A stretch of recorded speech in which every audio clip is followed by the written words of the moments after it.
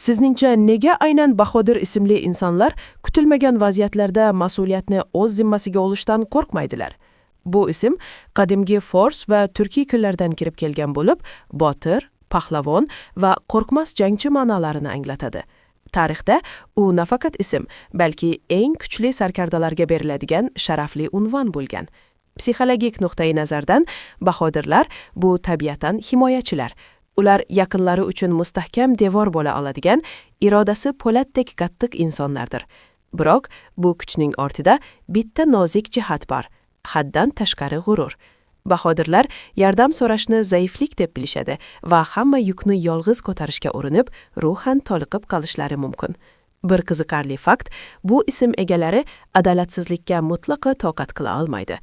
Agar ular biror jamoaga rahbarlik qilsa, sadoqat va tartibni birinchi o'ringa qo'yishadi.